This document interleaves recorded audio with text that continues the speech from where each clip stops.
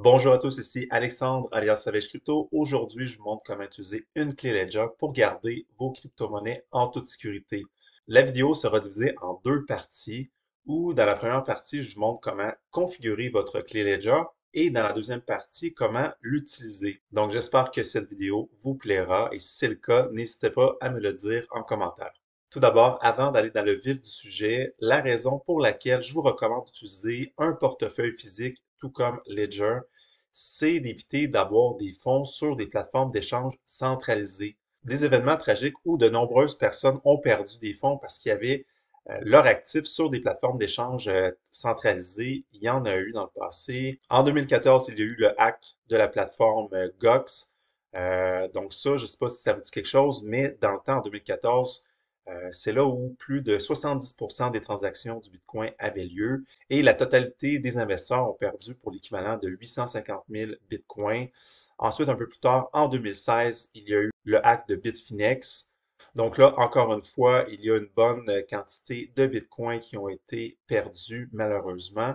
Et tout récemment, en novembre 2022, vous avez témoin de la faillite de FTX. Donc ça, c'est une plateforme qui était bien réputée et le CEO de FTX avait une très bonne réputation, mais n'empêche que derrière la scène, il y avait de la fraude et plus d'1 million d'utilisateurs de la plateforme FTX ont perdu entre 1 à 2 milliards de dollars en crypto-monnaie. Donc, pour ces raisons, je vous conseille vivement de garder vos actifs sur un portefeuille physique, tout comme la Ledger. Et c'est la raison aussi pourquoi je vous fais un tutoriel aujourd'hui sur Ledger. En ayant vos crypto-monnaies sur une clé physique comme la Ledger, vous allez contrôler votre clé privée de vos crypto-monnaies, contrairement à si vous avez vos crypto-monnaies sur une plateforme d'échange. Comme vous pouvez le voir, il y a plusieurs types de portefeuilles froids. Donc, quand on parle de portefeuille froid, c'est des portefeuilles physiques, tout comme la Ledger.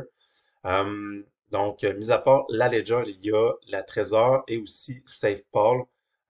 Il y a probablement d'autres marques disponibles sur le marché, mais lorsque vous allez vous procurer une clé physique, assurez-vous que la clé que vous achetez est bien la certification EAL 5+. Donc, juste prendre ça en considération. Évidemment, la première étape avant de configurer une clé Ledger, c'est de s'en procurer une. Et ici, mon deuxième conseil que j'ai à vous donner, c'est de toujours acheter une clé Ledger ou une toute autre clé physique sur les sites web officiels des fabricants. Donc ça, c'est super important parce que vous pourriez acheter une clé physique sur Amazon, mais je ne le recommande pas. Faites-le toujours à partir faites-le toujours à partir des sites officiels. Donc voilà. En ce qui concerne la clé Ledger, et lorsque vous allez vous rendre sur le site officiel de Ledger, vous allez vous apercevoir qu'il y a plusieurs modèles de clés physiques. Ici, je vous présente deux modèles, soit la Nano X ou bien la Nano S Plus. Euh, Quoique, il y a aussi la Nano S, mais pour la différence de prix, je trouve la Nano S Plus beaucoup plus intéressante que la Nano S. Les deux modèles que je présente juste ici, ils ont presque les mêmes caractéristiques. Les seules différences, c'est que la Nano X, vous pouvez avoir l'option Bluetooth, alors que la Nano S Plus, vous allez devoir rebrancher votre Ledger à l'aide d'un fil que vous allez brancher dans un port USB. Euh, Moi, je suis un peu vieux jeu, donc j'ai toujours une souris avec un fil, comme vous pouvez voir juste ici. Donc moi, j'aime bien les choses qui se connectent directement à un ordinateur. Donc si vous êtes comme moi et que l'option du Bluetooth n'est pas vraiment un plus pour vous, peut-être considérer la Nano S Plus. Aussi, une autre différence par rapport à la clé Nano X, c'est qu'elle est compatible avec les iPhones. Et aussi, ceux qui achètent la Nano X bénéficient d'une livraison gratuite. Donc, voilà pour les deux modèles que je recommande. Et encore une fois, avant de passer à autre chose, assurez-vous de toujours acheter votre clé physique sur les sites officiels des fabricants. Pour l'étape 2, vous avez maintenant fait la commande de votre Ledger. Ici, pour l'étape 2, vous avez reçu votre Ledger. Donc ça, c'est le petit boîtier que vous allez recevoir. Et à l'intérieur, vous avez un dépliant qui s'appelle Get Started. Donc ici, ça vous amène sur le site de Ledger pour installer l'application Ledger Live. Sur ce site, je vous invite à télécharger l'application Ledger Live. Donc, vous rendez là, vous téléchargez et vous l'installez sur votre ordinateur. Dès que vous aurez installé l'application Ledger Live sur votre ordinateur, vous pouvez maintenant connecter votre Ledger. Donc, prendre le fil, le connecter sur la Ledger et ensuite brancher votre Ledger à votre ordinateur. Et pour cela, vous avez besoin de le brancher sur un port USB. Donc, une fois que votre Ledger est connecté, vous regardez les instructions sur votre clé et on va vous demander de choisir un code PIN. Donc ça, c'est un code à 8 chiffres que vous allez devoir inscrire à chaque fois que vous allez interagir avec votre clé Ledger. Donc, c'est super important de se souvenir du code PIN. Assurez-vous de prendre en note votre code et aussi dans votre boîte Ledger, il y a un dépliant qui s'appelle Recovery Sheet. Donc ça, on va l'utiliser un peu plus tard quand nous allons écrire notre phrase de récupération. Ici, je vous invite à écrire votre code PIN à l'intérieur, donc sur ce dépliant. Pour ma part, ma clé Ledger est déjà configurée, mais à chaque fois que je veux interagir avec celle-ci, vous voyez justement, on me demande mon code PIN pour pouvoir l'ouvrir. Donc, pour le choix de votre code PIN, vous suivez tout simplement les instructions sur l'application Ledger Live. Ensuite, pour l'étape 4, c'est d'inscrire votre phrase de récupération, donc les 24 mots qui seront affichés sur Ledger Live. Donc ça, c'est une étape hyper importante parce que si jamais vous perdez votre code PIN ou même si vous perdez votre clé Ledger, ça sera possible de récupérer l'accès à vos fonds si vous gardez vos 24 mots. Donc, c'est une information hyper importante à garder de façon confidentielle. Les 24 mots que vous allez avoir sur Ledger Live, je vous invite à les inscrire sur le dépliant que vous avez dans votre boîte Ledger. Si vous voulez un peu plus de protection que du carton, parce que le papier qu'on transmet, c'est un bout de carton. Donc, c'est bon parce que ça vous incite justement à les prendre en note. Mais si vous voulez un peu plus de protection, sachez qu'il y a des plaques de métal aussi disponibles sur le site web de Ledger. Une fois que vous aurez pris en note tous vos mots sur Ledger Live, on va vous demander d'inscrire ces 24 mots. Donc, c'est une procédure qui est relativement longue, mais faut passer par là. Vous inscrivez les 24 mots avec votre clé Ledger. Vous êtes prêt et ensuite vous serez en mesure d'utiliser votre clé. Maintenant, pour l'étape 5, après avoir transcrit votre phrase de récupération, pensez à cacher cette information. Si jamais une personne malveillante venait à trouver vos 24 mots, ça lui donnerait un accès direct à vos fonds de crypto-monnaie que vous entreposez sur votre Ledger. Donc, ici, je vous conseille vraiment cacher cette information et même si vous êtes en mesure de crypter les mots que vous avez transcrits sur votre feuille, c'est un plus. Donc, si vous inversez des mots, assurez-vous de vous souvenir que vous avez inversé un mot ou deux. Donc, ça, c'est un petit truc que j'utilise pour faire en sorte que personne puisse être en mesure de restaurer mon portefeuille, même s'ils ont mes 24 mots. Donc, à vous de choisir votre façon de crypter vos informations. Maintenant, pour l'étape 6, c'est de mettre à jour l'application Ledger Live. Donc, pour ce faire, vous allez dans l'onglet juste ici, My Ledger, et en haut complètement, vous allez avoir la possibilité de mettre à jour l'application Ledger. Donc, vous passez au travers de la mise à jour et aussi, pendant la mise à jour, vous allez devoir connecter votre clé Ledger sur votre ordinateur. Donc, vous suivez les indications qu'on va vous donner. Une fois que vous avez fait la mise à jour de votre Ledger Live, la septième étape, c'est d'installer les applications que vous allez utiliser. Donc, toujours dans l'onglet My Ledger, vous avez les différents portefeuilles que vous pouvez installer sur votre Ledger. Donc, si vous avez l'intention de déposer des bitcoins, ça va vous prendre le portefeuille Bitcoin. Donc, vous l'installez. Ensuite, le portefeuille que vous êtes susceptible d'installer, c'est le portefeuille Ethereum, que ce soit parce que vous voulez déposer tout simplement des Ethereum sur une Ledger ou vous voulez utiliser des applications qui sont sur le réseau d'Ethereum. Donc ici, ça va vous prendre le portefeuille Ethereum. Sachez que chaque Ledger a une capacité maximale de 1,28 MB. Donc, c'est pas beaucoup. Donc, à chaque fois que vous allez installer un nouveau portefeuille, donc ça va prendre de l'espace sur votre clé Ledger. Si jamais vous manquez de l'espace sur votre clé Ledger et que vous avez besoin d'installer un nouveau portefeuille, euh, vous avez la possibilité de soit supprimer un portefeuille ou, rendu là, penser à acheter une deuxième clé Ledger. Maintenant que vous avez installé les applications, il vous faut maintenant installer les comptes. Vous allez dans l'onglet Comptes juste à gauche et dès que vous aurez installé les applications, ici pour l'étape 8, c'est d'ajouter des comptes. Ici, je souhaite être en mesure de déposer des Ethereum sur ma clé Ledger. Donc, en faisant la recherche avec la crypto-monnaie Ethereum, ça va me demander d'ajouter le compte Ethereum.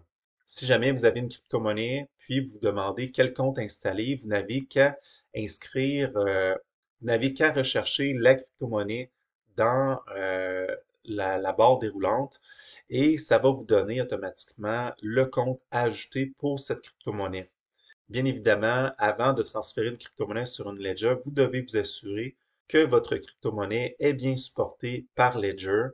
Euh, pour ce faire, vous n'avez qu'à faire une simple recherche dans la barre de recherche. Donc ici, si j'ai l'intention de transférer la crypto-monnaie Theta sur ma Ledger, donc vous recherchez ici, puis ça vous dit que vous avez besoin du compte Polygon pour ensuite transférer des Theta sur votre Ledger. Donc, sachant ça, vous configurez le compte Polygon et avant de faire un transfert sur un nouveau compte, ce que je recommande, c'est de toujours faire un transfert test avec un petit montant. Donc, si vous pouvez faire un transfert avec un Theta, même les personnes les plus habituées comme moi font des transferts tests avant d'initier un transfert avec des plus grosses sommes d'argent. Ensuite, vous allez être invité à donner un nom à votre compte. Donc ici, je vais l'appeler Ledger Ethereum, Euh, mais vous pouvez le nommer comme vous voulez. Après avoir complété toutes ces étapes, vous avez maintenant un portefeuille dans lequel vous pouvez transférer des Ethereum. Donc, maintenant que nous avons configuré notre clé Ledger, nous pouvons envoyer des Ethereum dessus.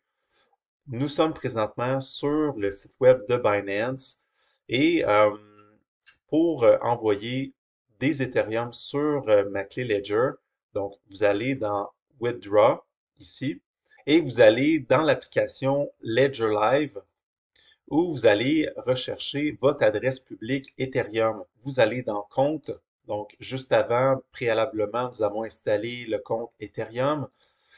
Et ici, sur recevoir, parce que c'est ce que nous voulons faire, nous voulons recevoir des Ethereum de Binance à Ledger. Vous connectez ensuite votre Ledger à votre ordinateur et juste ici, avant d'interagir avec votre Ledger, on va vous demander d'inscrire votre code PIN.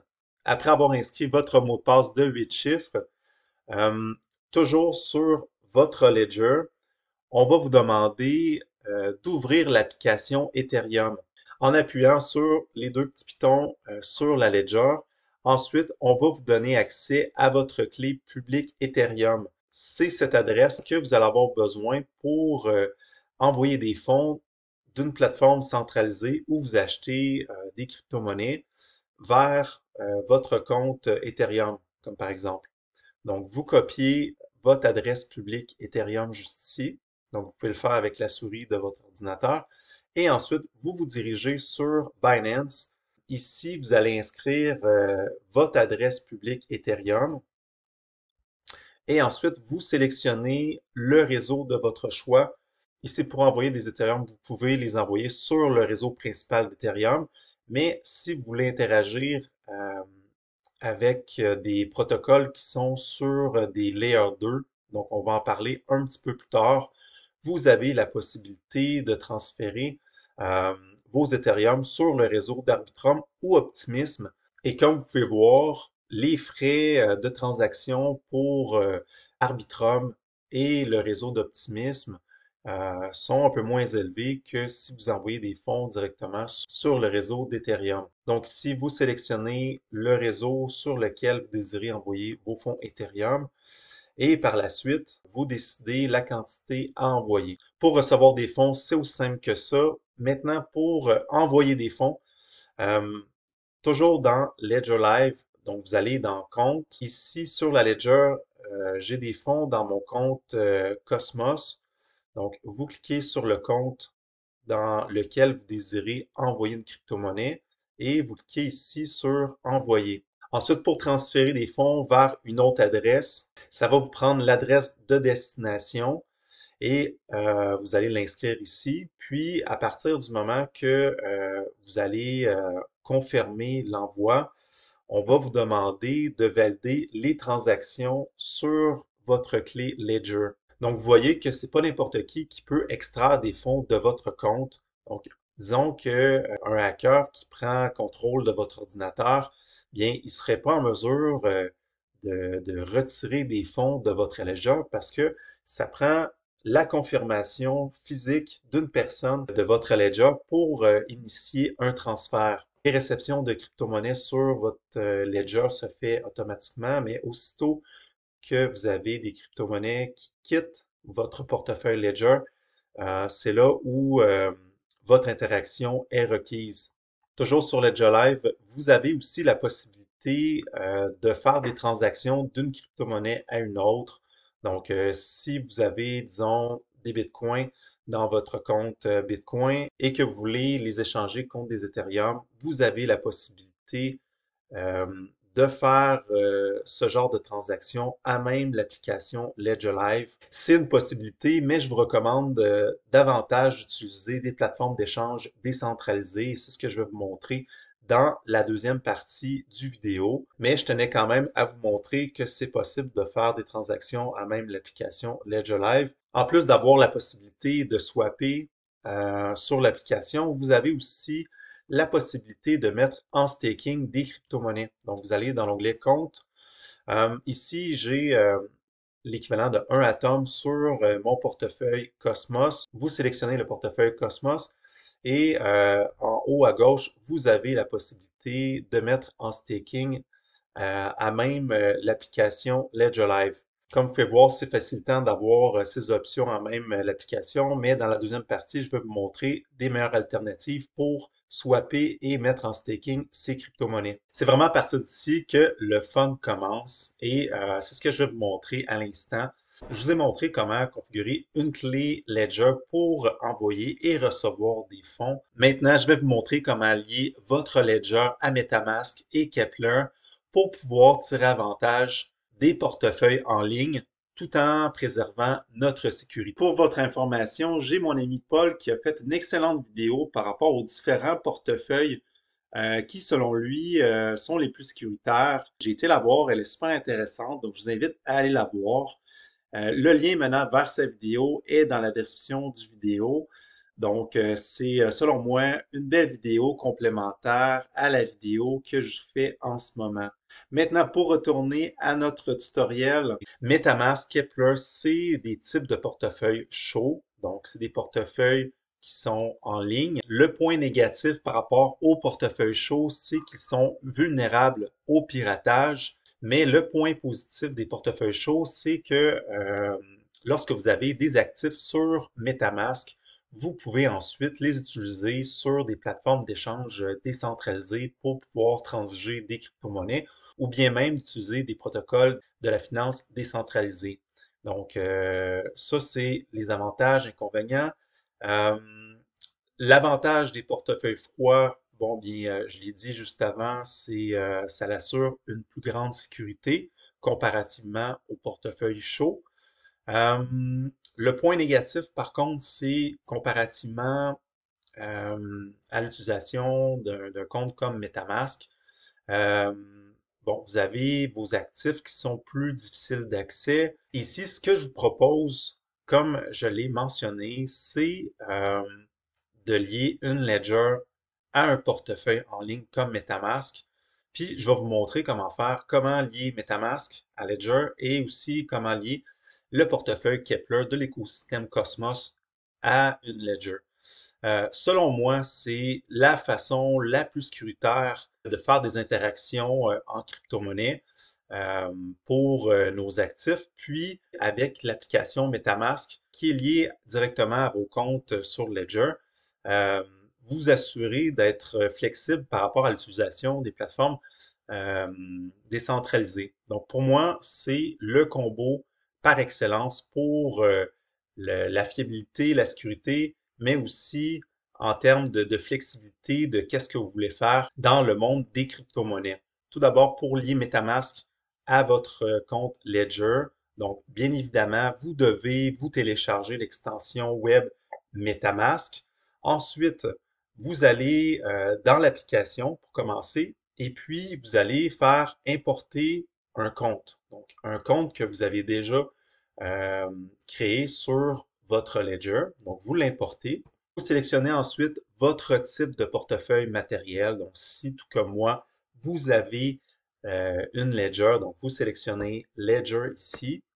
Ensuite, vous allez voir dans Ledger Live ou bien sur votre clé Ledger l'adresse publique qu'on vous donne dans Ledger Live. Donc ici, vous avez un choix de plusieurs adresses publiques. Donc, sélectionnez l'adresse publique qui correspond à votre compte Ethereum. Ici, c'est important de savoir que MetaMask utilise l'adresse publique du réseau Ethereum. Donc, assurez-vous de choisir euh, l'adresse publique Ethereum qui figure dans votre application Ledger Live. Et par la suite, vous continuez. À partir d'ici, vous avez bien lié votre MetaMask à votre compte Ethereum sur Ledger. Et à chaque fois que vous allez faire une transaction qui sort de votre portefeuille, on va vous demander de valider la transaction. Donc, comme j'ai dit tout à l'heure, les transactions qui rentrent dans votre portefeuille, ça, vous n'avez pas à les approuver, mais les transactions qui sortent, donc lorsque vous voulez faire des transferts vers une autre personne, là, c'est là que, avec votre ledger ici, on va vous demander d'approuver la transaction que vous êtes sur le point de réaliser. Donc ça, c'est pour lier MetaMask. Vous voyez, c'est relativement simple à faire. Maintenant, passons du côté du portefeuille Kepler. Donc, c'est le portefeuille de l'écosystème Cosmos que je préfère. Pour commencer ici, afin de lier votre Kepler à Ledger, vous avez besoin de votre adresse publique Cosmos. Donc, vous allez dans Compte, juste ici, et puis vous allez dans Recevoir, et puis ensuite, euh, vous approuvez là, les messages que vous allez avoir sur votre clé Ledger. Ensuite, vous allez avoir votre clé publique. Juste avant de voir votre adresse publique, assurez-vous d'avoir inscrit votre code PIN. Si vous n'avez pas entré votre code PIN, vous ne serez pas en mesure d'aller à l'étape 3 et d'avoir votre adresse publique. Euh, donc, c'est tout simple. Vous entrez votre code PIN et au besoin, vous sortez d'ici, vous allez une fois de plus dans le compte euh, après avoir entré votre code PIN, puis vous passez au travers des deux premières étapes et ensuite vous allez avoir votre adresse publique Cosmos. Et puis ça, c'est important à avoir parce que tout comme on se l'est fait demander pour lier notre portefeuille sur MetaMask, vous allez devoir sélectionner votre adresse publique Cosmos. Ensuite, pour lier votre portefeuille Kepler, encore une fois, ça vous prend l'extension Kepler que vous pouvez télécharger sur Google Chrome sans problème. Euh, donc, vous cliquez sur l'extension Kepler. Vous allez en bas complètement importer votre Ledger. Vous cliquez ici. Et puis ici, vous sélectionnez votre type de clé. Et c'est pas comme si on avait le choix en plein de clés Ledger. Il y a juste ça ici qu'on peut sélectionner. Donc, vous sélectionnez ici votre type de clé. Vous faites connexion et par la suite, on va vous demander de sélectionner l'adresse publique Cosmos. Donc, vous assurez, tout comme on l'a fait tout à l'heure, de bien sélectionner l'adresse qui correspond à votre adresse publique Cosmos. Et par la suite, vous allez avoir votre portefeuille Kepler qui sera lié à votre Ledger. Maintenant que nous avons deux portefeuilles en ligne qui sont liés à notre Kepler, sachez que si vous voulez interagir avec votre MetaMask sur le réseau d'Ethereum, bon, bien, ça vous prend des Ethereum pour couvrir les frais de transaction. Si toujours sur le réseau d'Ethereum, vous désirez faire des transactions, la plateforme d'échange décentralisée la plus utilisée, c'est Uniswap. Euh, donc, pour toute transaction ici que vous allez effectuer sur Uniswap, euh, donc vous allez transiger des Ethereum si vous avez des Ethereum dans votre portefeuille Ethereum et vous allez devoir utiliser une partie, donc une fraction de vos Ethereum pour payer les frais de gaz. Euh, Vous pouvez aussi configurer votre MetaMask sur un autre réseau, comme le réseau de la Binance Smart Chain. Sur ce réseau, vous allez avoir besoin de BNB pour payer les frais de transaction, tout comme sur Ethereum, ça prend des Ethereum, mais sur la Binance Smart Chain, c'est des BNB. Et puis, la plateforme d'échange décentralisée qui est la plus utilisée pour faire des transactions, c'est PancakeSwap. Aussi, toujours avec MetaMask, c'est possible de le configurer sur un Layer 2. Un Layer 2, ça permet de scaler Ethereum et de réduire de façon drastique les frais de transaction. Sur Ethereum, ça dépend de la journée, ça dépend du moment dans la journée où vous faites vos transactions, mais c'est relativement cher pour l'instant faire des transactions.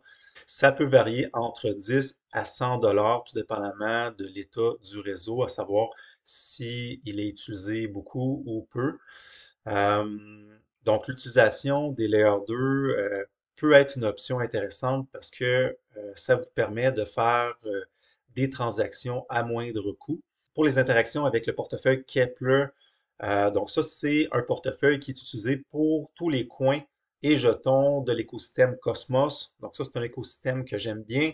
Et puis, pour payer les frais de transaction, euh, donc là, c'est tous les coins de l'écosystème Cosmos. Donc, si vous avez pour l'instant la plateforme d'échange décentralisée la plus utilisée de l'écosystème Cosmos, c'est Osmosis.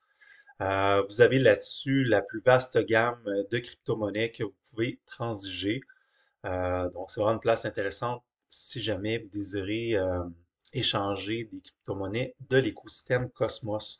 Pour configurer un nouveau réseau sur votre portefeuille MetaMask, je vous invite fortement à aller sur le site web de Chainlist.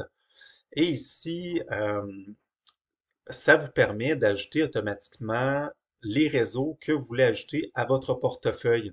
Donc, c'est relativement simple. Vous allez sur leur site web, vous connectez votre portefeuille MetaMask et si par exemple vous désirez ajouter le réseau Arbitrum à votre portefeuille MetaMask, vous n'avez qu'à rechercher Arbitrum dans la barre de recherche si jamais il ne figure pas dans les premiers de la page. Donc, vous faites votre recherche. Lorsque vous allez trouver, vous n'avez qu'à ajouter le réseau Arbitrum. C'est relativement simple, vous allez voir, et le réseau va s'ajouter à votre portefeuille. Donc là, vous savez comment ajouter un nouveau réseau à votre portefeuille MetaMask.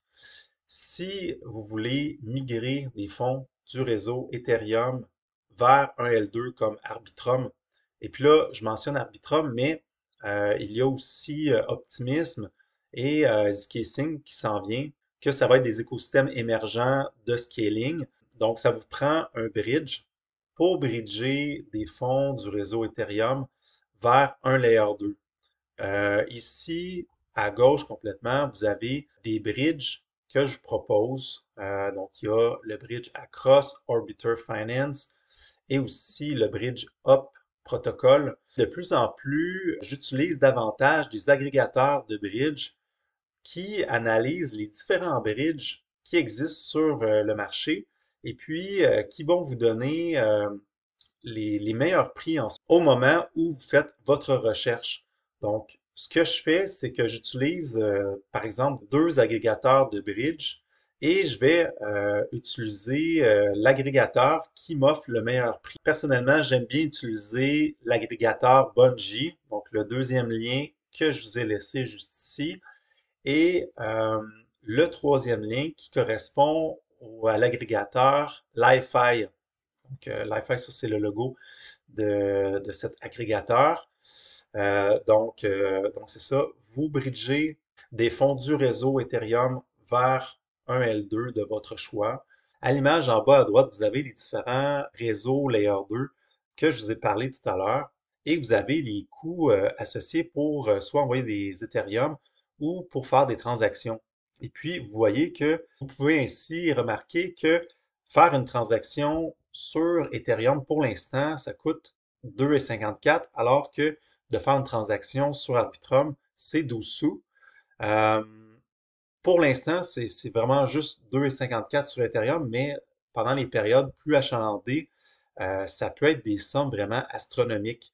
Et puis c'est là l'intérêt d'utiliser des Layer 2. Donc ici, ce qui est à retenir, c'est à partir du moment que vous désirez interagir sur un Layer 2, vous devez bridger des fonds d'Ethereum vers le réseau de votre choix. Et puis ici, je vous conseille d'utiliser des agrégateurs de bridge pour vous assurer d'avoir les meilleurs prix possibles. Puisque vous avez des fonds sur votre MetaMask et vous avez suffisamment de coins pour payer les frais de transaction, vous êtes en mesure d'utiliser les plateformes d'échange décentralisées. Uniswap, c'est un incontournable, peu importe le réseau que vous allez utiliser.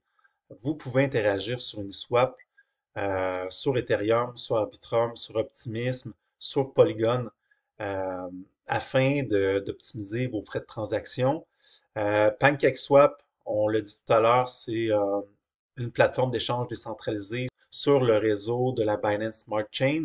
Généralement, les frais pour transiger sur une plateforme d'échange décentralisée varient aux alentours de 0,3%. Donc, c'est ce qu'une swap nous charge pour faire une transaction d'une crypto-monnaie à une autre. PancakeSwap, c'est un peu moins, je crois que c'est 0,25%, mais ça tourne aux alentours de ça pour les plateformes d'échange décentralisées. Pour votre information, les frais pour transiger sur une plateforme d'échange centralisée comme Binance, on nous charge entre 0,1 à 0,5%. Binance, c'est 0,1% et puis 0,5%, vous allez avoir du 0,5% lorsque vous allez avec des plateformes comme Kraken, où là, c'est un peu plus coûteux faire des transactions. Ce qui est très important avant d'interagir avec une plateforme d'échange décentralisée, c'est de vous assurer d'avoir les bons liens Internet qui vous mèneront vers les sites officiels des plateformes d'échange décentralisées. Pour ce faire, je vous conseille d'utiliser des sources fiables comme Defilama ou bien CoinGecko. Dans les liens que vous avez juste en bas à l'écran, vous avez des liens menant vers les plateformes d'échange décentralisées qui existent en ce moment. Donc, je vous invite à y aller et si, par exemple, vous désirez transiger sur Uniswap, passez via ces liens, retrouvez Uniswap et par la suite, vous serez redirigé sur le site officiel d'Uniswap. C'est plus sécuritaire et vous assurez d'aller à la bonne place. Surtout, ne faites pas des recherches dans Google, où là, ça peut être fatal. C'est-à-dire que si vous recherchez dans Google, vous cherchez Uniswap, il y a des chances que vous tombez sur un site frauduleux, que là, c'est une copie du site d'Uniswap. Et quand vous allez entrer sur ce site frauduleux, tout comme sur le site officiel, vous allez connecter votre portefeuille et c'est là où vous risquez de perdre vos actifs parce que vous vous êtes connecté sur un mauvais site. Donc, il faut être vigilant ici à toujours avoir les bonnes sources.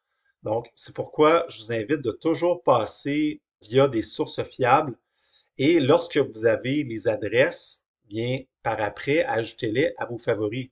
Bon, je vous dis de passer par CoinGecko pour chercher des sites en particulier, et on va le faire ensemble.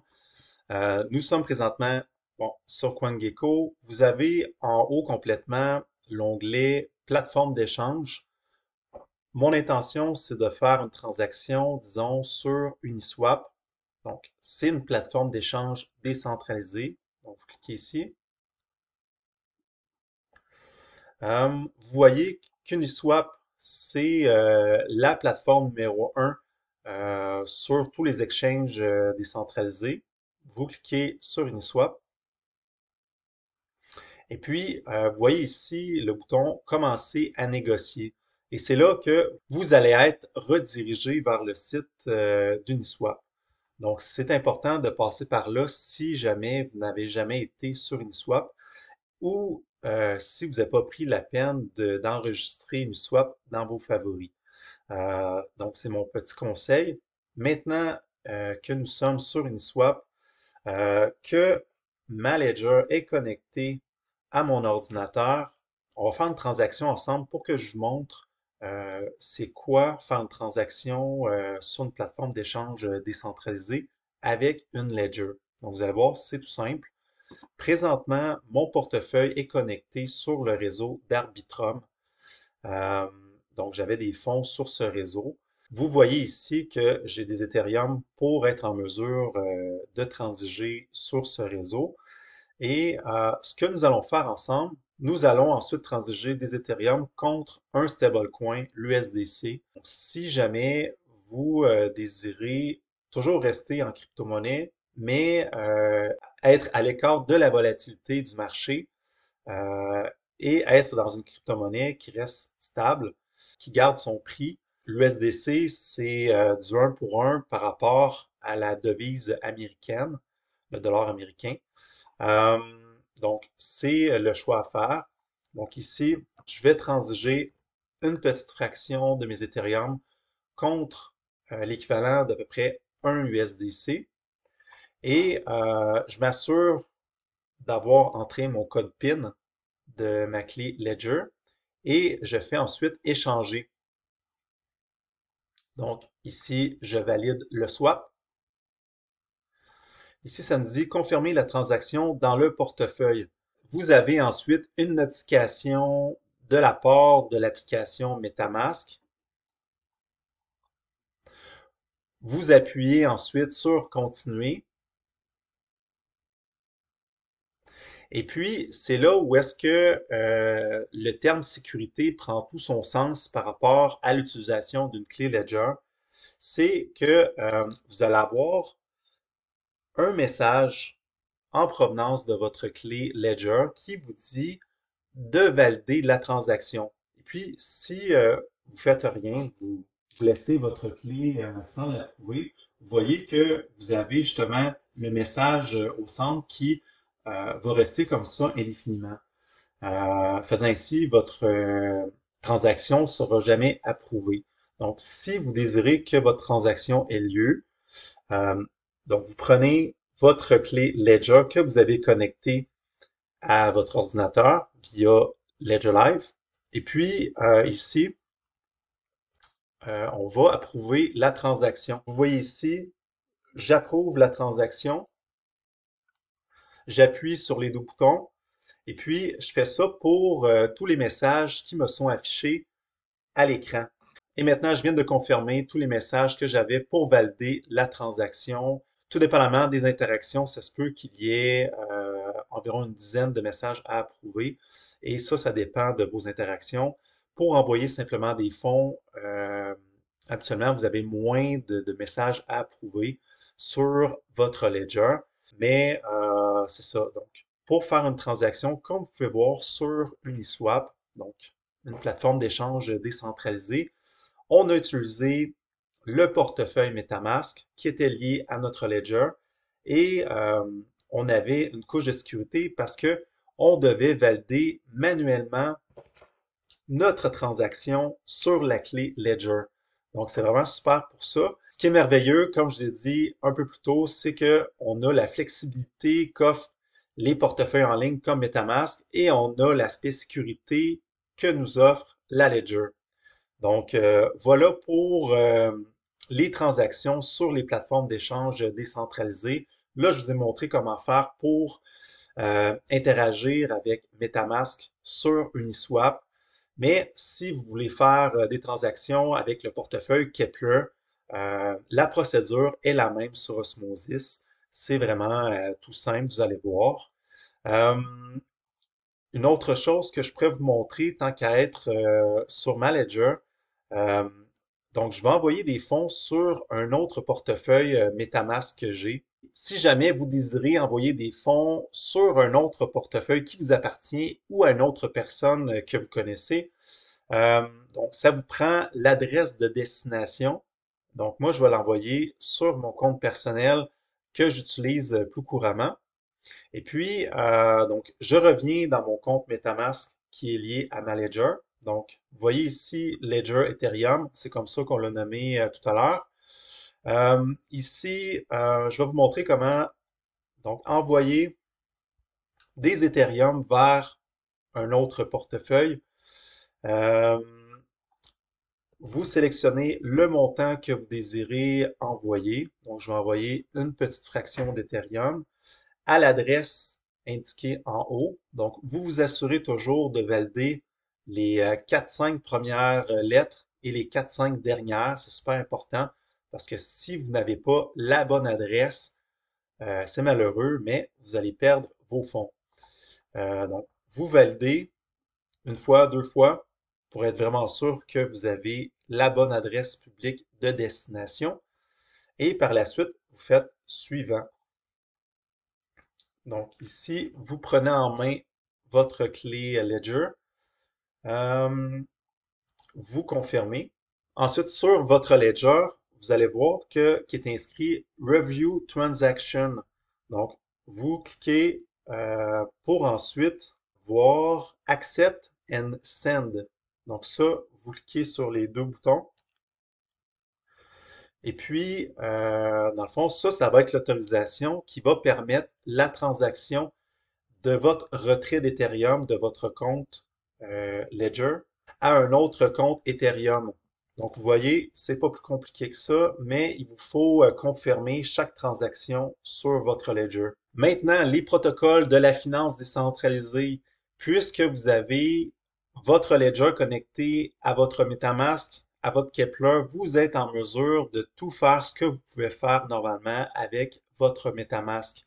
Donc, vous pouvez utiliser n'importe quel protocole DeFi. Je vous amène ici sur le site web de Naoli. Cette ressource, ça vous permet de voir les meilleures opportunités par rapport à la finance décentralisée, peu importe le réseau. Donc, si vous voulez investir dans un protocole DeFi sur le réseau d'Optimism, vous sélectionnez le réseau Optimism. Si vous voulez investir dans des pools de stablecoins, vous avez la possibilité d'inscrire vos choix dans les filtres ici. Donc ici, vous sélectionnez stablecoin. Et puis ici, vous allez avoir les meilleurs rendements en ce moment.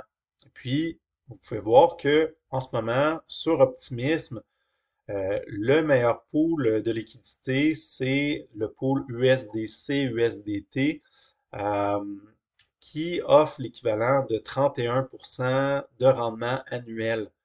Donc, utilisez cette application pour vous aider à repérer les meilleures opportunités. Si vous désirez investir des montants dans des protocoles de la finance décentralisée, allez-y avec des applications qui ont été auditées par des firmes réputées, qui sont connues. Et puis, ne mettez pas tout votre argent dans le même protocole. À première vue, d'avoir du 31%, ça semble vraiment être intéressant, mais sachez qu'il y a des risques que d'investir dans des protocoles de la finance décentralisée. Mon intention ici, c'est de vous montrer que c'est possible d'interagir avec des protocoles DeFi, avec ces crypto-monnaies que nous avons sur une ledger. Mais avant d'investir, faites vos recherches et assurez-vous de limiter autant que possible vos risques. Si jamais vous perdez cette précieuse clé ou qu'elle brise tout simplement, c'est malheureux, mais pas tant si vous avez bien gardé vos 24 mots. Si vous avez bien fait ça, comme je vous ai montré dans le début de la vidéo, et que vous avez inscrit vos 24 mots sur ce bout de papier ou sur une plaque de métal, si jamais vous voulez être vraiment sûr là, qu'il n'arrive rien à votre phrase de récupération, bien, vous serez en mesure de restaurer une nouvelle clé Ledger. Pour ce faire, vous allez avoir besoin de vous procurer une nouvelle clé Ledger, tout comme ça.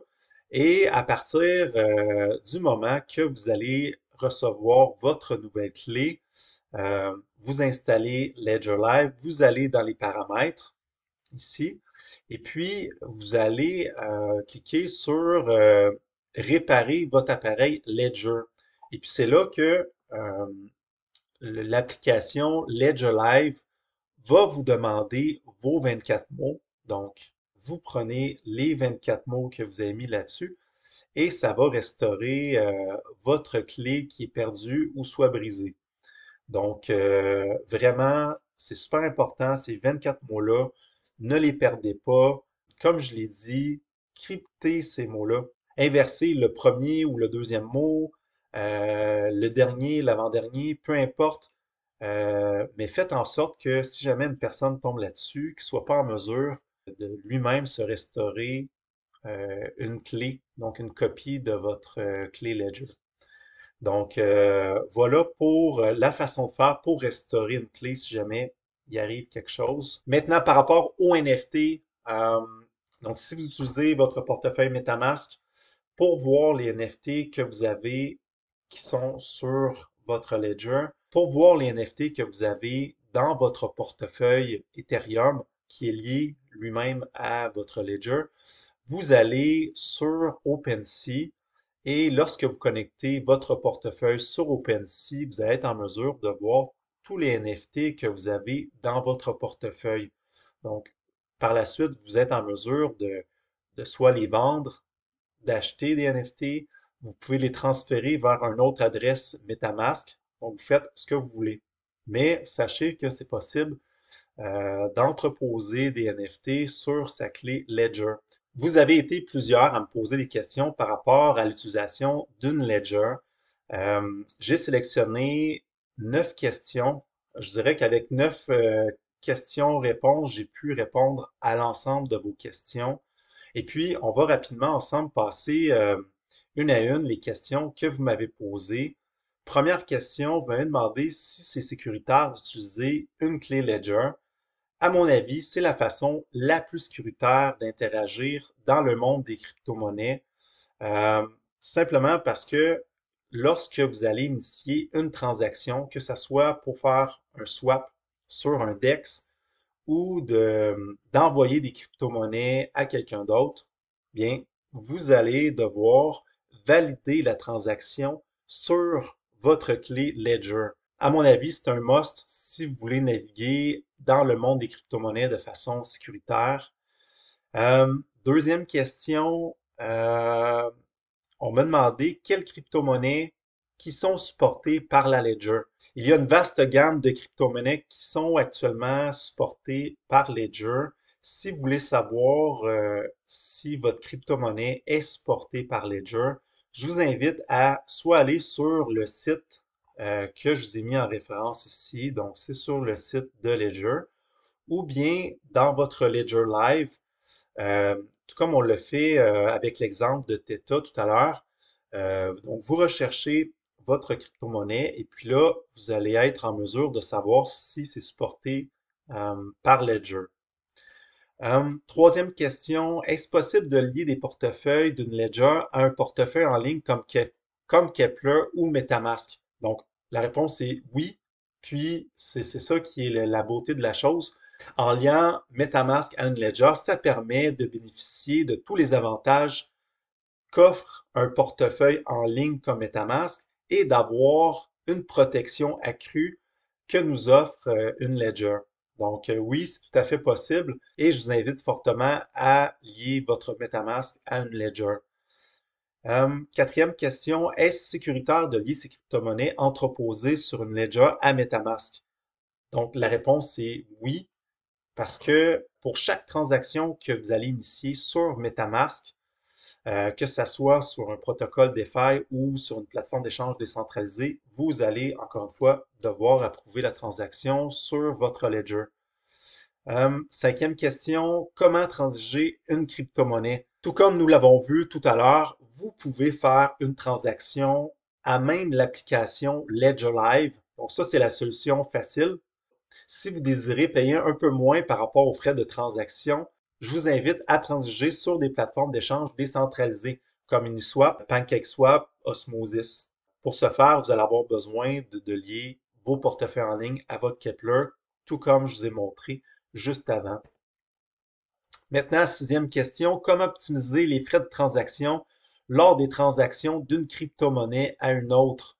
C'est là que l'utilisation des Layer 2, ça devient intéressant. Tout à l'heure, nous avons fait une transaction sur Arbitrum quand je vous ai montré là, ma transaction de mon portefeuille Ledger vers un autre compte personnel. Donc, l'utilisation des Layer 2, ça permet d'économiser sur les frais de transaction et je vous invite aussi à vous familiariser sur l'utilisation des L2 parce que ça va être une tendance qui sera de plus en plus populaire euh, dans les prochaines années. Septième question, comment transférer une crypto-monnaie en provenance d'une plateforme centralisée sur un portefeuille d'une ledger?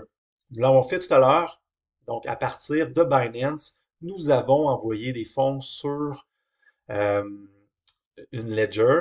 Donc, ça vous prend premièrement votre adresse publique de votre ledger et à partir du moment que vous avez votre adresse publique de la crypto-monnaie que vous désirez envoyer de votre ledger, vous l'inscrivez sur la plateforme d'échange centralisé et puis vous initiez le transfert. Donc, c'est relativement simple. Et euh, là, il n'y a pas de transaction à approuver. Ensuite, est-ce possible de mettre des ordres limites afin de protéger ses positions comme il est possible de le faire sur des plateformes d'échange centralisées? Euh, il y a certaines applications qui permettent de mettre des ordres limites, donc de mettre des points de vente à l'avance.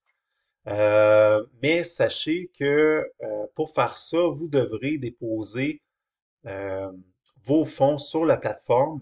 Et si vous déposez des fonds sur une plateforme d'échange décentralisée, bien, vous perdez l'aspect sécurité qu'offre Ledger.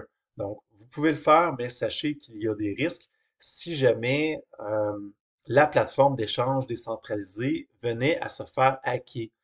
Donc, juste faire attention.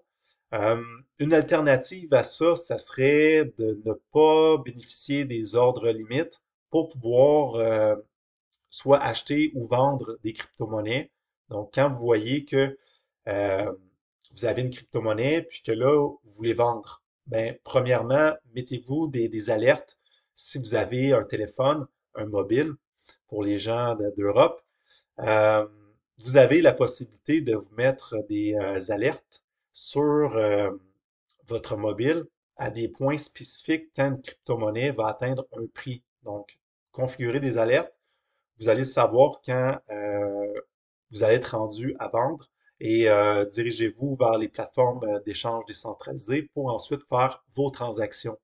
Pour finir avec la neuvième question, est-ce possible de mettre en staking des jetons qui sont entreposés sur une ledger?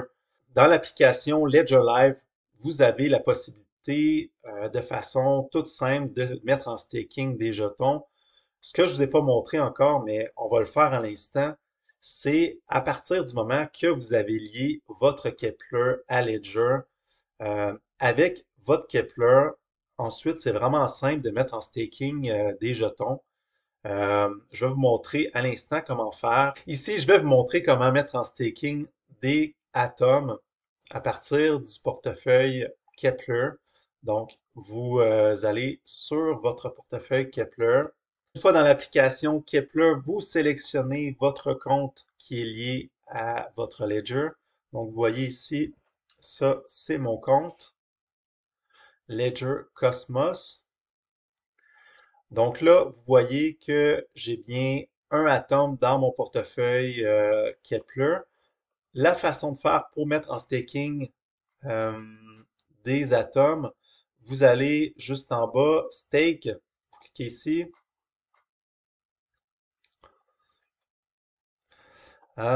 Ensuite, vous allez devoir choisir votre validateur. Euh, pour le choix de votre validateur, je vous invite à aller à l'extérieur du top 20. Donc, ça vous amène là jusqu'à près ici. Euh, Éviter le top 20, ça va vous permettre d'éviter de mettre en staking vos jetons sur quasiment la plupart des plateformes d'échange centralisées. Comme vous pouvez voir, Kraken, tu vois là, il demande 100% de commission. Fait que, tu sais, ça fait pas de sens de mettre en staking des jetons avec Kraken. Il y a aussi Binance qui demande un peu moins, mais c'est que vous permettez une plus grande décentralisation lorsque vous allez à l'extérieur du top 20. Et puis, fait que vous encouragez les plus petits validateurs. Et aussi, lorsque vous choisissez des validateurs qui sont à l'extérieur du top 20, bien, potentiellement, ça peut vous donner de plus gros airdrops si jamais vous êtes éligible pour un futur airdrop sur l'écosystème Cosmos.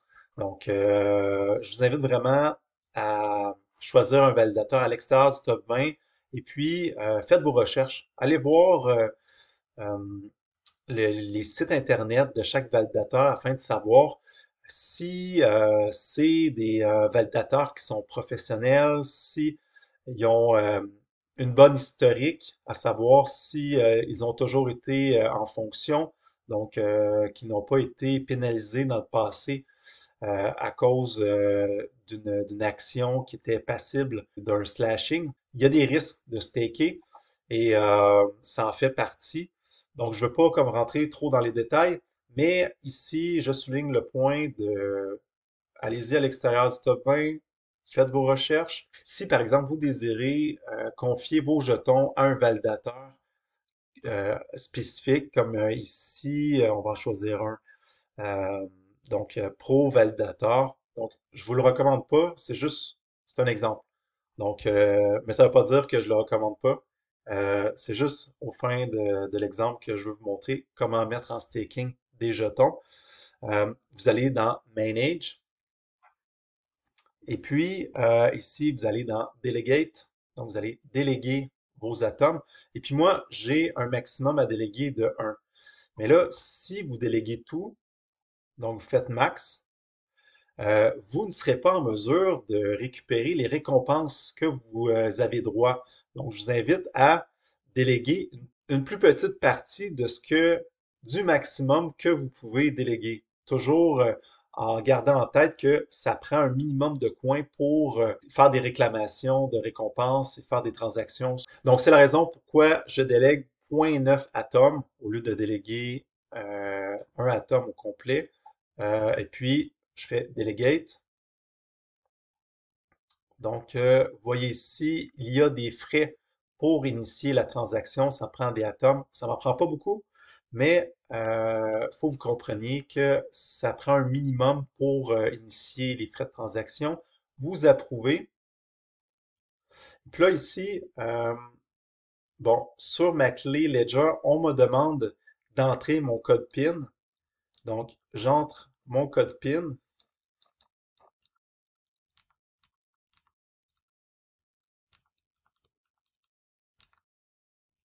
Voilà, ça me dit que ma ledger est prête à être utilisée. Je fais suivant. Bon, après avoir entré le code PIN, vous voyez ici le message de la notification du portefeuille Kepler. Donc, ça nous demande d'ouvrir l'application Cosmos. Donc, sur la ledger, on vous demande de sélectionner l'application Cosmos. Donc, vous la sélectionnez, vous appuyez sur les deux boutons, comme ça. Là, ça dit Cosmos Ready. Vous appuyez ensuite sur Suivant. Et puis, ici, vous allez avoir un autre message sur la clé Ledger qui vous demande d'approuver la transaction. Donc, j'approuve. Et voilà, mes jetons sont mis en staking parce que j'ai autorisé la transaction juste ici. Donc, vous voyez, c'est pas plus compliqué que ça que de mettre en staking des jetons à partir de sa ledger. Donc, pour ma part, j'aime beaucoup utiliser des portefeuilles en ligne comme Kepler, MetaMask, pour pouvoir moi-même mettre en staking mes jetons et choisir mon validateur. Parce que si vous utilisez l'application Ledger Live pour mettre en staking vos jetons, ben, vous voyez ici, tu sais, vous n'avez pas le choix, vous allez payer 8% de commission, ce qui est dans les normes habituellement. Habituellement, c'est entre 5 à 10%. Donc, c'est pas ça le point majeur que je veux soulever, c'est que, dans le fond, ce qui est bien, c'est que, en passant via votre application Kepler, c'est que vous avez le choix à qui vous déléguez et puis avoir un meilleur taux de commission pour ultimement gagner plus de ces crypto-monnaies. Ça fait donc le tour de la question 9, à savoir si c'est possible de mettre en staking des jetons à partir d'une ledger. Vous voyez que c'est tout à fait possible et quand même facile lorsque vous serez familier avec une coupe de transactions que vous allez faire avec la ledger. Après un certain nombre d'utilisations, vous allez voir que c'est pas plus un frein d'utiliser une ledger que de ne pas en avoir. Mais ça vous évite bien des problèmes. Je tenais à vous remercier pour tous vos questions que vous m'avez posées. C'est ce qui a fait aussi que ça m'a permis de vous faire un tutoriel qui est très complet et qui vous montre comment configurer une ledger, mais aussi comment interagir sur les différentes applications décentralisées en liant des portefeuilles en ligne à une ledger. Donc, merci encore de toutes vos questions, de votre intérêt et j'espère vraiment que le tutoriel que j'ai fait vous aura plu et que ça va vous avoir convaincu de vous procurer une ledger. Si vous avez l'intention de vous procurer une clé Ledger, je vous invite à utiliser mon code de référencement. Mon code est dans la description du vidéo. Et aussi, si vous téléchargez le e-book que je mets à votre disposition de façon gratuite, donc vous pourrez être en mesure de cliquer sur les liens qui sont juste ici. Donc, ça ici, c'est pour vous procurer une clé Ledger. Mais si jamais vous désirez vous procurer une plaque d'acier, comme nous avons parlé au début de la vidéo, pour donc vos 12 mots, vos 24 mots, c'est pareil. Vous avez la possibilité d'aller soit sur Amazon, c'est un peu moins cher sur Amazon. Euh, Si vous voulez, vous avez aussi la possibilité d'aller sur le site de Ledger et de vous acheter une plaque sur Ledger. Mais sachez que sur Amazon, vous pouvez en retrouver des moins chers.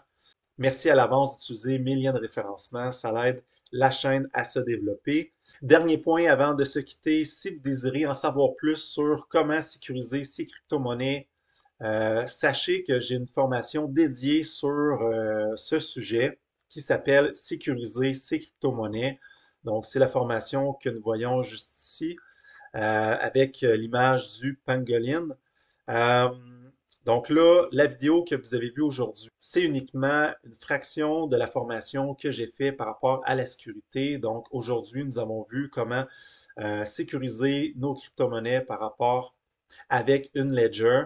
Dans la formation que je propose, je couvre tous les aspects qui vont vous aider à sécuriser autant que possible vos interactions en ligne en crypto-monnaie. Donc, voilà pour la formation Sécuriser les crypto-monnaies. Sachez que j'ai d'autres formations en crypto-monnaie, que ce soit si vous désirez en savoir davantage pour faire des analyses fondamentales, donc trouver des pépites d'or avant tout le monde, apprendre à maîtriser les mouvements on-chain, euh, une formation sur les airdrops et même d'autres formations qui s'en viennent dans les mois à venir. Donc, je vous invite sur mon site internet et j'espère que le contenu que je vous ai présenté aujourd'hui vous aura plu. Si c'est le cas, n'hésitez pas à me le dire en commentaire. Ça fait toujours plaisir de voir des commentaires positifs, ça c'est sûr, mais constructifs. si vous avez des points d'amélioration. Donc, n'hésitez pas à commenter, je lis tous les commentaires et je tente de répondre à tous les gens qui me posent des questions dans mes vidéos. Donc, au plaisir de se revoir dans la prochaine vidéo.